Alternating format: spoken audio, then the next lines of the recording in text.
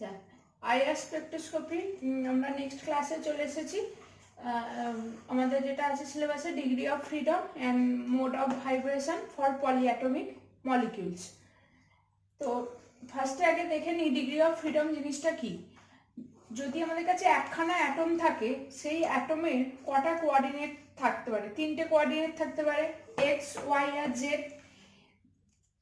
মানে আমি যদি একটা অ্যাটমকে এখানে রাখি, তাহলে এই অ্যাটমটাকে আমি যদি স্পেসিফাই করতে চাই এর পজিশন, তাহলে আমাকে কি কি কি বলতে হবে? তিনটে কোঅর্ডিনেট বলতে হবে, এক্স, ওয়াই আর জেড। তাহলে একখানা অ্যাটমের যদি তিনটে কোঅর্ডিনেট হয়, তাহলে দুটো অ্যাটমের কটা কোঅর্ডিনেট হবে? 3 × 6। তিনটে অ্যাটমের কত হবে? 3 × 3 9। এরকম যদি n খানা অ্যাটম থাকে, তাহলে তাদের টোটাল কোঅর্ডিনেট কত হবে? 3n খানা কোঅর্ডিনেট আমরা পাবো। কার জন্য? না, nটা অ্যাটমের জন্য। এখন total number of coordinate 3n সমান হয়ে যায় টোটাল ডিগ্রি অফ ফ্রিডম। মানে টোটাল নাম্বার অফ কোঅর্ডিনেট যা পাবো সেটাই হয়ে যাবে টোটাল ডিগ্রি অফ ফ্রিডম। কেন হবে না টোটাল নাম্বার অফ কোঅর্ডিনেট সমান টোটাল ডিগ্রি অফ ফ্রিডম? কেন না, তার ডেফিনেশন আছে। ডিগ্রি অফ ফ্রিডমকে শর্টে DOF লিখেছি। তার ডেফিনেশনে লেখাই আছে, দেখো, the number of independent coordinates required to specify completely the position and orientation of a particle in space। মানে আমি যে এই অ্যাটমটাকে আমি কমপ্লিটলি যদি এর পজিশন বা ওরিয়েন্টেশনটাকে আমি ডিফাইন করতে চাই, অ্যাটমও হতে পারে, মলিকিউল হতে পারে, পার্টিকেল হতে পারে, যাই হোক না কেন, এটাকে যদি আমি কমপ্লিটলি স্পেসিফাই করতে চাই, তাহলে আমাকে কার সাহায্য নিতে হবে? কোঅর্ডিনেটের সাহায্য নিতে হবে। তাহলে কটা কোঅর্ডিনেটের জন্য আমরা সাহায্য পাচ্ছি? না, একটা অ্যাটমের জন্য তিনটে কোঅর্ডিনেটের সাহায্য পাচ্ছি। তাহলে n খানা অ্যাটমের জন্য আমার কটা কোঅর্ডিনেট লাগবে? 3n খানা। তাহলে যেটাই ডিগ্রি অফ ফ্রিডম সেটাই হচ্ছে টোটাল নাম্বার অফ কোঅর্ডিনেট। সেই জন্য টোটাল নাম্বার অফ কোঅর্ডিনেট সমান হয়ে যাচ্ছে total degree of freedom, that is 3n। ডেফিনেশনটা একটুখানি মনে রাখবে ভালোভাবে। এখন এই ডিগ্রি অফ ফ্রিডম যেটা 3n পেলাম, টোটাল ডিগ্রি অফ ফ্রিডম, এটাকে এখন তিনটে পার্টে আমরা ভাগ করতে পারি। একটা হচ্ছে ট্রান্সলেশনাল ডিগ্রি অফ ফ্রিডম, একটা রোটেশনাল ডিগ্রি অফ ফ্রিডম, আর একটা হচ্ছে ভাইব্রেশনাল ডিগ্রি অফ ফ্রিডম। এখন মলিকিউলকে তোমরা কত রকম ভাবে ভাবতে পারো। হয় মলিকিউলটা লিনিয়ার হবে, তা না হলে নন লিনিয়ার হবে। তাহলে যদি মলিকিউল লিনিয়ার মলিকিউল হয়, তাহলে এর ট্রান্সলেশনাল ডিগ্রি অফ ফ্রিডম কত হবে? 3। নন লিনিয়ার হলেও এর 3ই হবে। তাহলে মলিকিউল যাই হোক না কেন, translational degree of freedom, molecule হোক, অ্যাটম হোক, যাই হোক না কেন, মোনোঅ্যাটমিক, ডাইঅ্যাটমিক, পলিঅ্যাটমিক, সবসময় ট্রান্সলেশনাল ডিগ্রি অফ ফ্রিডম 3 হয়।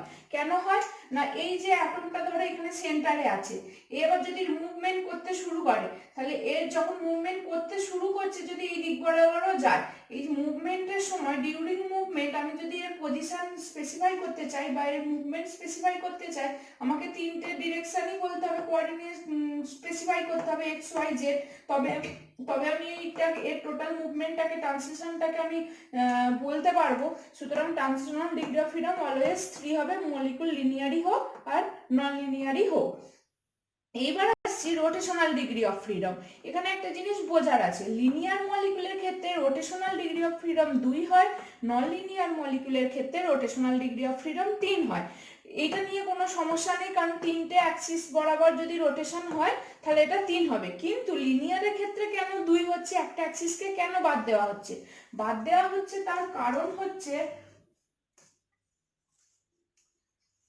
কারণ হচ্ছে ধরো আমি এখানে একটা ডাইঅ্যাটমিক মলিকুল এঁকেছি। ধরো একটা ডাইঅ্যাটমিক মলিকুল। এই ডাইঅ্যাটমিক মলিকুলটাকে আমি যদি এর বন্ড অ্যাক্সিস বরাবর ধরো রোটেশন করাই, তাহলে এইটা যদি ডাইঅ্যাটমিক মলিকুল হয়, এইটা আমার ডাইঅ্যাটমিক মলিকুল, আমি কি করছি? এটাই এর বন্ড, আবার এই বন্ড অ্যাক্সিস বরাবরই রোটেট করছি, তাহলে কি এর মোমেন্ট অফ ইনার্সিয়া চেঞ্জ হচ্ছে? হচ্ছে না। তাহলে মোমেন্ট অফ ইনার্সিয়া যদি এই বন্ড অ্যাক্সিস বরাবর চেঞ্জ না হয়, অথচ রোটেশন হচ্ছে, কিন্তু মোমেন্ট অফ ইনার্সিয়া চেঞ্জ হচ্ছে না, তাহলে আমাদের তখন এক্স অ্যাক্সিস বরাবর যদি এই রোটেশনটা হয়, এই বন্ড লেন্থ বরাবর, বন্ড লেন্থটা যদি এক্স অ্যাক্সিস বরাবর নেওয়া হয়, তখন মোমেন্ট অফ ইনার্সিয়া 0 হয়ে যাবে। তখন সেক্ষেত্রে যে অ্যাক্সিস বরাবর রোটেট করছে সেই অ্যাক্সিসটা বাদ হয়ে যায়, কিন্তু ওয়াই আর জেড অ্যাক্সিস বরাবর আমরা এর মোমেন্ট অফ ইনার্সিয়া পাবো। অর্থাৎ এই আই ওয়াই বা আই জেড এগুলো হয়ে যায় কি, মানে এগুলো যদি moment of inertia along y and z axis, এটা তোমরা ফিজিক্সে পড়বে, মোমেন্ট অফ ইনার্শিয়া পড়েছো, এইগুলো কি হয় নট ইকুয়াল টু 0 হয়ে যায়, বা কাইনেটিক থিওরি অফ গ্যাসেও পড়ে থাকবে। তো এটা 0 হয়ে যায়, কিন্তু ix টা equal to moment of inertia along ix equal to 0 হয়ে যাওয়ার জন্য এর ডিগ্রি অফ ফ্রিডমটা আমরা পাই না। সেজন্য লিনিয়ার মলিকিউলের ক্ষেত্রে এটা 2 হয়, কিন্তু নন লিনিয়ার মলিকিউলের ক্ষেত্রে আমার এটা 3টে অ্যাক্সিসই প্রয়োজন পড়ে রোটেশনাল ডিগ্রি অফ ফ্রিডমটাকে স্পেসিফাই করার জন্য। এরপরে আসছি vibrational degree of freedom. Vibrational degree of freedom যেহেতু প্রচুর আছে, সুতরাং আমাদের এই ট্রান্সলেশনাল আর রোটেশনালকে যোগ করে সেটা যদি টোটালটা থেকে বাদ দিয়ে দিই, তাহলে আমরা ভাইব্রেশনালটা পেয়ে যাব। আমরা এরকম ইন্ডিভিজুয়ালি কাউন্ট করতে পারবো না, যেটা ট্রান্সলেশনাল বা রোটেশনাল ক্ষেত্রে এখানে করে দেখালাম। সুতরাং vibrational degree of freedom for linear molecule কত হবে না, ট্রান্সলেশন প্লাস রোটেশন 3 আর দিয়ে কত 5, আর নন লিনিয়ার ক্ষেত্রে 3 আর 3 কত 6, তাহলে 3n থেকে যদি 5 বাদ দিয়ে দিই, টোটালটা থেকে যদি এই দুটো বাদ দিয়ে দিই, তাহলে ভাইব্রেশনাল ডিগ্রি অফ ফ্রিডম পাবো। আর টোটালটা থেকে যদি আমি এই দুটো বাদ দিয়ে দিই, তাহলে হচ্ছে যে ভাইব্রেশনাল ডিগ্রি অফ ফ্রিডম পাবো নন লিনিয়ার মলিকুলের জন্য। এখন হচ্ছে modes of vibration. Modes of vibration কটা থাকতে পারে না, মোডস অফ ভাইব্রেশন দু রকমের হতে পারে, একটা হচ্ছে বন্ড স্ট্রেচ করে, আর একটা হচ্ছে যে বেন্ডিং। বন্ড স্ট্রেচিং আর একটা হচ্ছে কি বেন্ডিং। এখন হচ্ছে বন্ড স্ট্রেচিং আবার দুই রকমের হতে পারে, একটা হচ্ছে সিমেট্রিক স্ট্রেচিং আর একটা হচ্ছে অ্যাসিমেট্রিক স্ট্রেচিং। বন্ড স্ট্রেচিং কি রকম হয় না, বন্ড স্ট্রেচিং হচ্ছে যে ধরো ওয়াটার মলিকিউল নিয়েছে, এখানে অক্সিজেন আছে, এদিকে হাইড্রোজেন, এদিকে হাইড্রোজেন।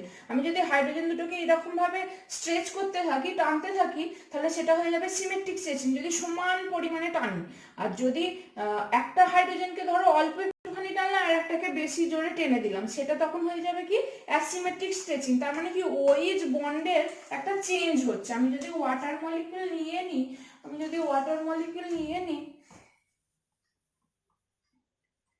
ধরো আমি ওয়াটার মলিকিউল নিচ্ছি,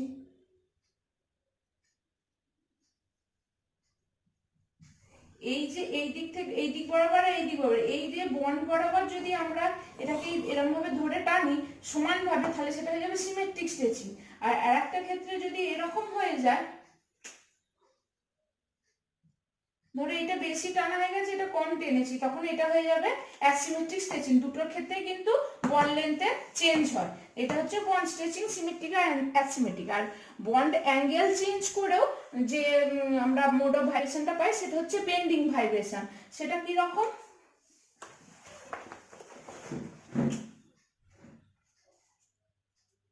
ধরো এটা এখানে আছে, এবার এই ওয়াটার মলিকিউলটাকে তুমি হাইড্রোজেনটাকে উপরের দিকে তুলে দিলে, তার মানে কি হচ্ছে এই বন্ড অ্যাঙ্গেলটা চেঞ্জ হচ্ছে।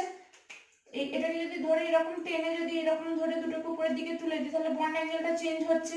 বা তুমি যদি এটাকে পুরোটাকে এইরকম ভাবে রোটেট, পুরো হাইড্রোজেনটাকে এইদিকে বরাবর রোটেট করাও, তাহলে বন্ড অ্যাঙ্গেল চেঞ্জ হবে না, বাট একটা রোটেশনাল চেঞ্জ হচ্ছে, ভাইব্রেশনাল চেঞ্জ হচ্ছে। তো এইগুলোকে বলা হচ্ছে বেন্ডিং। তোমরা অর্গানিক কেমিস্ট্রিতে বেন্ডিং এ দেখবে 4টে পার্ট পড়ে থাকবে, সিজারিং, রকিং, ওয়াগিং।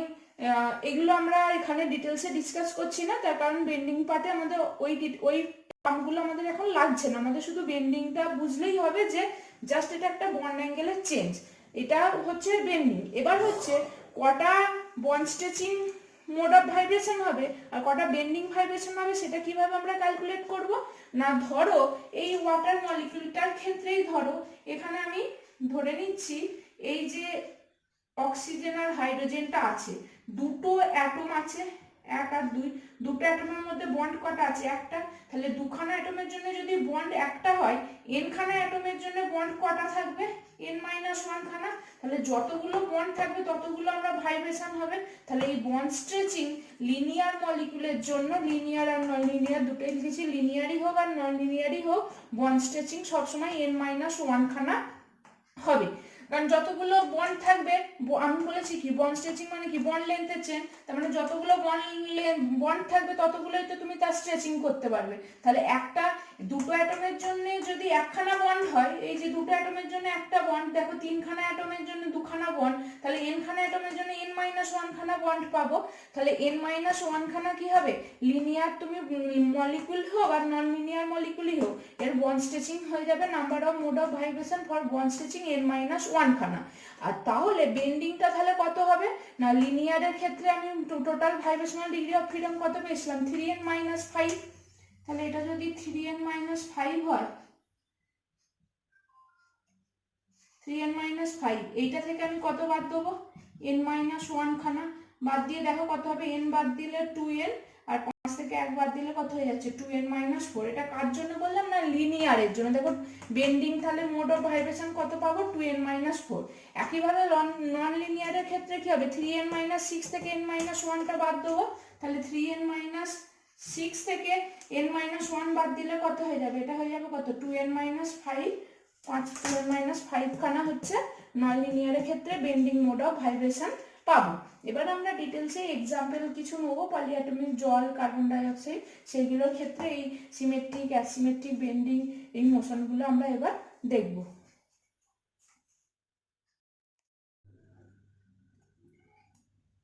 এরপরে আমরা আসছি যেটা একটা এক্সাম্পল নিয়ে নিয়েছি নন লিনিয়ার ওয়াটার মলিকুলের ক্ষেত্রে।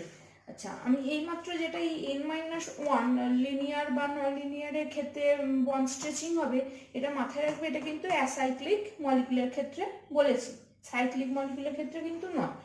তো এবার আসছি এক্সাম্পল হিসাবে মোড অফ ভাইব্রেশন আমরা ক্যালকুলেট করব। কার না, নন লিনিয়ার একটা মলিকুল এক্সাম্পল হিসাবে ওয়াটার নিয়েছি। এটা ওয়াটার, তোমরা গ্রুপ থিওরিতে হয়তো পড়ে থাকবে, C2 এর ওয়াটারের একটা অ্যাক্সিস অফ সিমেট্রি আছে, অনেক জায়গাতেই হয়তো এটা পড়েছো, অর্গানিকে বা ইনঅর্গানিকেও। তো আমরা এই ডিটেলসে সিমেট্রিতে যাচ্ছি না। এখানে আমি যেটা পেয়েছিলাম যে যদি নন লিনিয়ার মলিকিউল হয় তাহলে তার মোড অফ ভাইব্রেশন হবে 3n-6টা। তাহলে এখানে কটা অ্যাটম আছে, 1 2 3, দুটো হাইড্রোজেন একটা অক্সিজেন, তাহলে n এর জায়গায় কত বসিয়ে দেবো 3। তাহলে টোটাল মোড অফ ভাইব্রেশন কত পেলাম ওয়াটার মলিকুলের জন্য 3টে। তাহলে এই 3টে ভাইব্রেশন কি কি হবে না, আমরা এইমাত্র সিমেট্রিক অ্যাসিমেট্রিক আর বেন্ডিং পড়লাম, 3টে ভাইব্রেশন সিমেট্রিক অ্যাসিমেট্রিক বেন্ডিং, 3টে ওয়াটার মলিকুলের জন্য আমি এই 3টে টাইপের মোড অফ ভাইব্রেশন পেলাম। এখন সিমেট্রিক স্ট্রেচিং কি, আমি এইমাত্র বলছিলাম যে সিমেট্রিক স্ট্রেচিং হচ্ছে এই হাইড্রোজেন আর এই হাইড্রোজেনকে যদি এরকম সমানভাবে বা অক্সিজেনটাকে যদি সমানভাবে যদি দুদিকে এরকম স্ট্রেচিং করা হয়, বন্ড লেন্থের চেঞ্জ হবে, তার ফলে ডাইপোল মোমেন্ট চেঞ্জ হবে। সো সিমেট্রিক স্ট্রেচিংটাকে ফ্রিকোয়েন্সিটাকে যদি নিউ 1 বলা হয়, তাহলে নিউ 1টা কি হয়ে যাবে, আইআর অ্যাক্টিভ হয়ে যাবে। মানে আমরা এর একটা আইআর স্পেক্ট্রাম পাবো যদি আইআর ফ্রিকোয়েন্সি কোনো রিজিয়নের লাইট যদি ফেলা হয়, এইখানে ডিউ টু সিমেট্রিক স্ট্রেচিং এর জন্য যে ভাইব্রেশনটা হবে এরা ট্রানজিশন ঘটাবে, ঘটিয়ে আইআর অ্যাক্টিভ একটা আমরা স্পেক্ট্রাম পাবো। অ্যাসিমেট্রিক স্ট্রেচিং এর জন্য কি হবে না, অ্যাসিমেট্রিক স্ট্রেচিং এর জন্য সেম জিনিস হবে। দেখো একটা হাইড্রোজেন মলিকিউলকে অল্প একটুখানি জাস্ট স্ট্রেচ করেছি, আর একটাকে অনেক জোরে বেশি স্ট্রেচ করে দিয়েছি এইটার রেসপেক্টে, তারপরে কি এর মধ্যে সিমেট্রি মেনটেন করছে না। এখানেও দেখো বন্ড লেন্থের চেঞ্জ হয়েছে, তাহলে ডাইপোল মোমেন্ট চেঞ্জ হবে, সো নিউ2 কি হয়ে যাবে, আইআর অ্যাক্টিভ। আর বেন্ডিং এর ক্ষেত্রে কি, বেন্ডিং মানে হচ্ছে বন্ড অ্যাঙ্গেলের চেঞ্জ, এই দুটো ছিল বন্ড লেন্থের চেঞ্জ করিয়েছি, এটা হচ্ছে বন্ড অ্যাঙ্গেলের চেঞ্জ। বন্ড অ্যাঙ্গেল চেঞ্জ হলে ডাইপোল মোমেন্ট চেঞ্জ হবে, সো নিউ3 মানে বেন্ডিং মোশনটা কি হয়ে যাবে, আইআর অ্যাক্টিভ হবে। এই বেন্ডিং মোশন জিনিসটা এটা কি, আমি এখানটা একটুখানি মুছে করছি বেন্ডিং এর জন্য। বেন্ডিংটা ধরো এই অক্সিজেন আছে প্লেনে, হাইড্রোজেন আছে, হাইড্রোজেন আছে, এই হাইড্রোজেনটাকে তুমি কি করছো, এইদিকে আর এইদিকে সমানভাবে স্ট্রেচ করছো, আর অক্সিজেনটাকে নিচের দিকে নামাচ্ছ, মানে এইভাবে এটাকে তুলছো আর অক্সিজেনটাকে নিচে দিয়ে, তার মানে কি এটাকে যখনই এরকম ভাবে এইদিকে সরাচ্ছে, এই বন্ড অ্যাঙ্গেলটা কি হয়ে যাচ্ছে, চেঞ্জ হয়ে যাচ্ছে। তাহলে এই বন্ড অ্যাঙ্গেল চেঞ্জ হওয়ার জন্য কিন্তু ডাইপোল মোমেন্ট চেঞ্জ হবে এবং সেটা আইআর অ্যাক্টিভ দেখাবে। এরপরে আমরা যে নেক্সট মলিকিউলটায় আসছি এক্সাম্পল, সেটা একটা লিনিয়ার মলিকিউল নেব, carbon dioxide as a example হিসাবে আমরা নেব। এবার আমরা যেটা আসবো কার্বন ডাইঅক্সাইড মলিকিউলে। কার্বন ডাইঅক্সাইড মলিকিউল হচ্ছে আমরা সবাই জানি লিনিয়ার মলিকিউল, এবং এর দুটো অ্যাক্সিস আছে, সিমেট্রি অ্যাক্সিস, একটা C2 আর একটা C ইনফিনিটি। এটা জাস্ট ইনফরমেশনের জন্য দিলাম, এখানে লাগবে না। এবার যেহেতু লিনিয়ার মলিকুল, তাহলে এটা তখন আগেরটা ওয়াটার ছিল 3n-6, তাহলে এটা কত হয়ে যাবে 3n-5, আর কটা নাম্বার অফ অ্যাটম আছে, 1 2 3 তিনটে, তাহলে n এর জায়গায় 3 বসে যাবে, তাহলে আমি এর টোটাল মোড অফ ভাইব্রেশন কটা পাবো, 4টে। কিন্তু আমরা ফ্যামিলিয়ার হয়েছি 3টে মোড অফ ভাইব্রেশনের জন্য, একটা সিমেট্রিক, একটা অ্যাসিমেট্রিক, একটা বেন্ডিং। তাহলে 4টে কোথা থেকে আসছে, বেন্ডিংটা দুটো পার্টে করা যাচ্ছে, সেটা আমি আস্তে আস্তে আসছি। তাহলে সিমেট্রিক স্ট্রেচিং হচ্ছে কি না, নিউ 1 দিয়ে একে আমি লিখেছি। এখন কার্বন ডাই অক্সাইড মলিকিউলকে যদি দুদিকে সমানভাবে অক্সিজেনটাকে টানা হয়, এইভাবে স্ট্রেচ করা হয়, তাহলে কি হবে, এর ডাইপোল মোমেন্টের কোনো চেঞ্জ হবে না, কারণ একে অপরকে ক্যান্সেল আউট করে দেবে। তাহলে dipole change of dipole moment মিউটা 0 হয়ে যাওয়ার জন্য এই যে নিউ 1টা symmetric stretching of carbon dioxide IR inactive হয়, মানে এর আমরা ভাইব্রেশনাল স্পেকট্রোস্কোপি পাবো না। এর আমরা পরে আসবো যখন রামান স্পেকট্রোস্কোপি করবো, এর ক্ষেত্রে তখন আমরা এটাকে প্রেডিক্ট করতে গেলে কি করতে পারি না, রামান স্পেকট্রোস্কোপি করবো। আইআর স্পেকট্রোস্কোপি দিয়ে symmetric stretching of carbon die oxide molecule আমরা প্রেডিক্ট করতে পারবো না। এরপরে আসছি asymmetric stretching.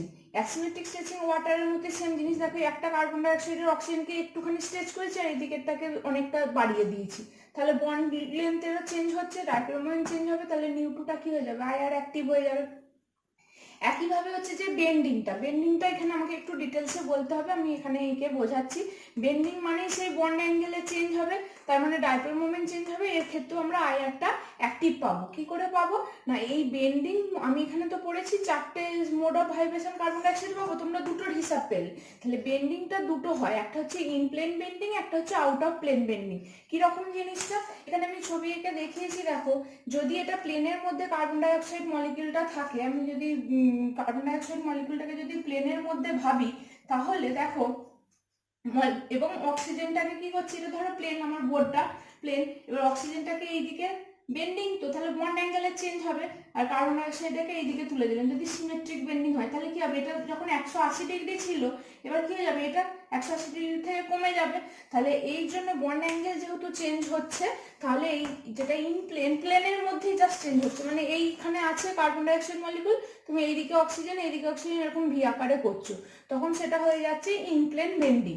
R out of plane bending মানে কি না, এইখানে তোমার ধরো কার্বন ডাই অক্সাইডটা লিনিয়ারলি জাস্ট আছে, এবার অক্সিজেনটাকে উপরের দিকে তুলছো, এতক্ষণ অক্সিজেনকে কি করছে, এরকম প্লেনের মধ্যেই বাঁকাচ্ছিলাম, এখন কি করছি না, অক্সিজেন দুটোকে উপরের দিকে তুলছি, যেখানে আমি একটা প্লেনের ছবি এঁকে বুঝিয়েছি, দেখো অক্সিজেনগুলো উপরের দিকে উঠেছে, এটাকে বলা হয় আউট অফ প্লেন বেন্ডিং। তাহলে 4টে আমরা মোড অফ ভাইব্রেশন পেয়ে গেলাম, একটা সিমেট্রিক, একটা অ্যাসিমেট্রিক, আর বেন্ডিং এর হচ্ছে দুটো, তাহলে টোটাল 4টে হলো। এইবার যেহেতু ইন প্লেন বেন্ডিং আর আউট অফ প্লেন বেন্ডিং দুটোই হচ্ছে দেখো সব দিক থেকে সেম, মানে অ্যাঙ্গেল চেঞ্জ হচ্ছে সমস্ত দিক থেকে সেম, শুধুমাত্র কি হচ্ছে ডিরেকশনটা, এ হচ্ছে প্লেনের মধ্যে অ্যাঙ্গেল চেঞ্জ হচ্ছে, এ হচ্ছে আউট অফ প্লেনের মধ্যে অ্যাঙ্গেল চেঞ্জ হচ্ছে, শুধুমাত্র ডিরেকশনটা আলাদা। সেই জন্য এদের কি হয়, যে এনার্জি স্টেটটা হয় সেটা হচ্ছে সেম এনার্জি স্টেটে পাই, ইন প্লেন বেন্ডিং আর আউট অফ প্লেন বেন্ডিং, এটাকে বলা হয় ডিজেনারেট স্টেট। এই টার্মটার নাম কি না, ডিজেনারেট স্টেট, যেহেতু এর এনার্জি স্টেটটা হচ্ছে একই। তাহলে এরপরে আমাদের যেটা তোমরা নেক্সট যেটা পড়বে সেটা হচ্ছে, আমরা তো IR spectroscopy total theoretical part complete হয়ে গেল, এবার হচ্ছে এর অ্যাপ্লিকেশন কি না, আইআর স্পেকট্রোস্কোপির যে অ্যাপ্লিকেশনটা সেটা হচ্ছে যে, তোমার ধরো কোনো ফাংশনাল গ্রুপ আছে, ঠিক আছে, সেটা তুমি কিভাবে ডিটেক্ট করবে, সেই ফাংশনাল গ্রুপ ডিটেক্ট করতে গেলে তখন ওই আমার আইআর স্পেকট্রোস্কোপিটা কাজে লাগবে, ধরো OH CN কিটো NH2 এগুলো ডিটেকশনে কাজে লাগবে, বা স্কেলিটাল স্ট্রাকচার, একটা মলিকুলের যে স্কেলিটাল স্ট্রাকচার কীরকম হয় সেটা আইআর স্পেকট্রোস্কোপি থেকে আমরা পাবো, সেটা জাস্ট পরের এতে আমরা আসছি।